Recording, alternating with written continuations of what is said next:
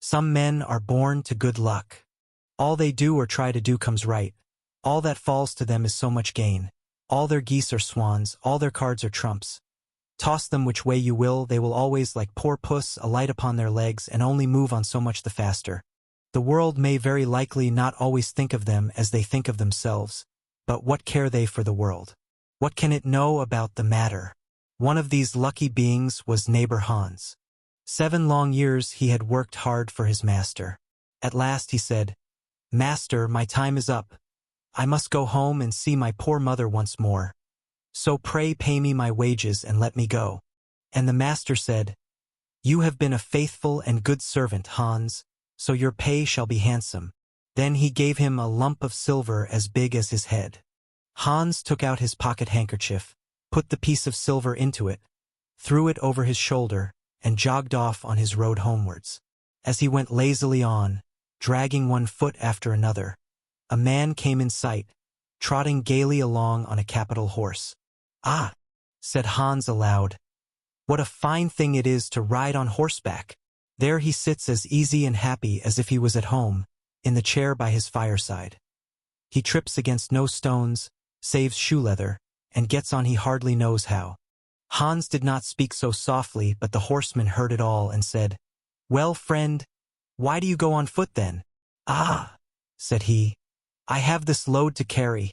To be sure it is silver, but it is so heavy that I can't hold up my head, and you must know it hurts my shoulder sadly." "What do you say of making an exchange?" said the horseman. "I will give you my horse, and you shall give me the silver, which will save you a great deal of trouble in carrying such a heavy load about with you." "With all my heart," said Hans. "But as you are so kind to me, I must tell you one thing. You will have a weary task to draw that silver about with you." However, the horseman got off, took the silver, helped Hans up, gave him the bridle into one hand and the whip into the other, and said, "When you want to go very fast, smack your lips loudly together and cry, 'Jip!'" Hans was delighted as he sat on the horse, drew himself up, squared his elbows, turned out his toes, cracked his whip, and rode merrily off, 1 minute whistling a merry tune, and another singing, "No care and no sorrow, a fig for the morrow. We'll laugh and be merry, sing nay down dairy." After a time he thought he should like to go a little faster, so he smacked his lips and cried, "Jip!" Away went the horse full gallop, and before Hans knew what he was about, he was thrown off, and lay on his back by the roadside. His horse would have ran off, if a shepherd who was coming by, driving a cow, had not stopped it. Hans soon came to himself and got upon his legs again, sadly vexed, and said to the shepherd, "This riding is no joke. When a man has the luck to get upon a beast like this that stumbles and flings him off as if it would break his neck. However, I am off now once for all. I like your cow now a great deal better than this smart beast that played me this trick, and has spoiled my best coat, you see, in this puddle, which, by the by, smells not very like a nosegay. One can walk along at one's leisure behind that cow, keep good company, and have milk, butter, and cheese every day into the bargain. What would I give to have such a prize?" "Well," said the shepherd, "if you are so fond of her, I will change my cow for your horse. I like to do good to my neighbors, even though I lose by it myself." "Done," said Hans merrily. "What a noble heart that good man has," thought he. Then the shepherd jumped upon the horse, wished Hans and the cow good morning, and away he rode. Hans brushed his coat, wiped his face and hands, rested a while, and then drove off his cow quietly, and thought his bargain a very lucky one. "If I have only a piece of bread, and I certainly shall always be able to get that, I can, whenever I like, eat my butter and cheese with it, and when I am thirsty I can milk my cow and drink the milk, and what can I wish for more?" When he came to an inn, he halted, ate up all his bread, and gave away his last penny for a glass of beer. When he had rested himself he set off again, driving his cow towards his mother's village. But the heat grew greater as soon as noon came on, till at last, as he found himself on a wide heath that would take him more than an hour to cross, he began to be so hot and parched that his tongue clave to the roof of his mouth. "I can find a cure for this," thought he. "Now I will milk my cow and quench my thirst." So he tied her to the stump of a tree and held his leathern cap to milk into, but not a drop was to be had. Who would have thought that this cow, which was to bring him milk and butter and cheese, was all that time utterly dry? Hans had not thought of looking to that.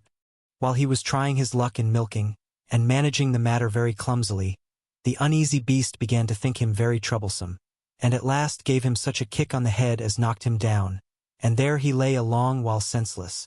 Luckily a butcher soon came by, driving a pig in a wheelbarrow.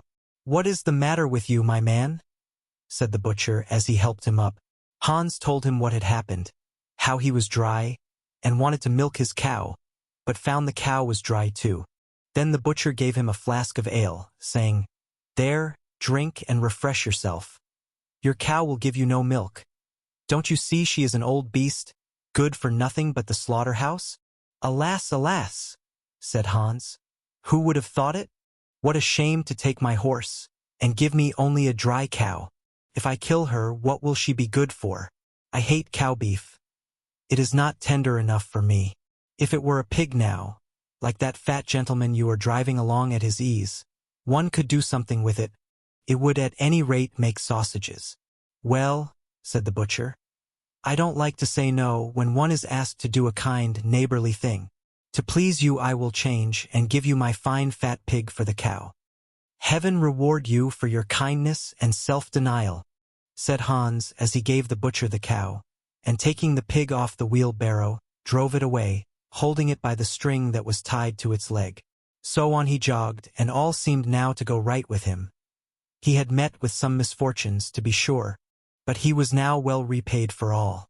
How could it be otherwise with such a traveling companion as he had at last got? The next man he met was a countryman carrying a fine white goose. The countryman stopped to ask what was o'clock. This led to further chat, and Hans told him all his luck, how he had so many good bargains, and how all the world went gay and smiling with him. The countryman then began to tell his tale, and said he was going to take the goose to a christening. "Feel," said he, "how heavy it is, and yet it is only 8 weeks old. Whoever roasts and eats it will find plenty of fat upon it. It has lived so well." "You rewrite," said Hans, as he weighed it in his hand. "But if you talk of fat, my pig is no trifle." Meantime the countryman began to look grave, and shook his head. "Hark ye," said he, "my worthy friend, you seem a good sort of fellow, so I can't help doing you a kind turn. Your pig may get you into a scrape. In the village I just came from, the squire has had a pig stolen out of his sty. I was dreadfully afraid when I saw you that you had got the squire's pig. If you have, and they catch you, it will be a bad job for you. The least they will do will be to throw you into the horse pond. Can you swim?" Poor Hans was sadly frightened. "Good man," cried he, "pray get me out of this scrape. I know nothing of where the pig was either bred or born, but he may have been the squire's for aught I can tell. You know this country better than I do. Take my pig and give me the goose." "I ought to have something into the bargain," said the countryman. "Give a fat goose for a pig indeed. 'Tis not everyone would do so much for you as that. However, I will not be hard upon you, as you are in trouble." Then he took the string in his hand, and drove off the pig by a side path, while Hans went on the way homewards free from care. After all, thought he, that chap is pretty well taken in. I don't care whose pig it is, but wherever it came from it has been a very good friend to me. I have much the best of the bargain. First there will be a capital roast. Then the fat will find me in goose grease for 6 months.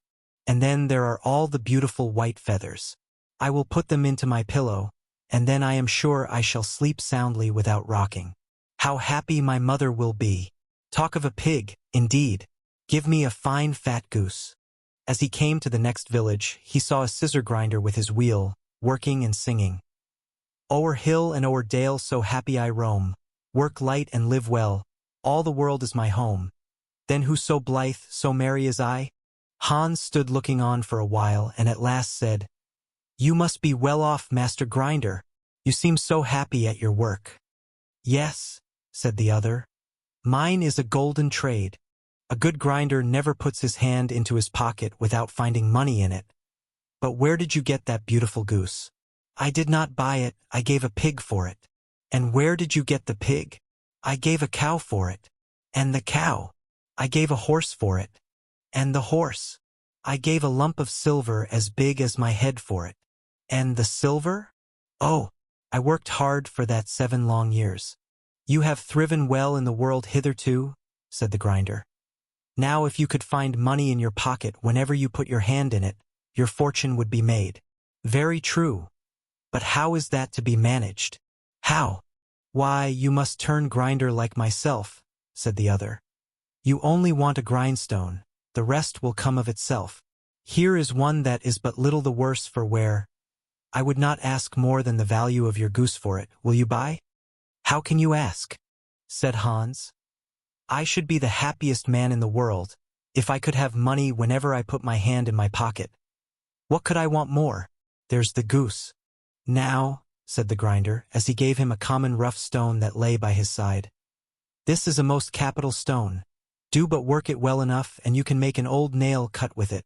Hans took the stone, and went his way with a light heart.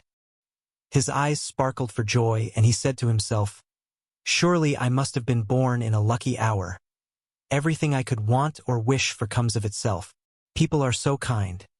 They seem really to think I do them a favor in letting them make me rich, and giving me good bargains. Meantime he began to be tired, and hungry too, for he had given away his last penny in his joy at getting the cow. At last he could go no farther, for the stone tired him sadly, and he dragged himself to the side of a river, that he might take a drink of water and rest a while. So he laid the stone carefully by his side on the bank.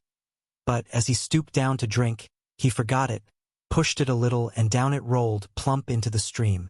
For a while he watched it sinking in the deep clear water, then sprang up and danced for joy, and again fell upon his knees and thanked heaven, with tears in his eyes, for its kindness in taking away his only plague, the ugly heavy stone. How happy am I, cried he.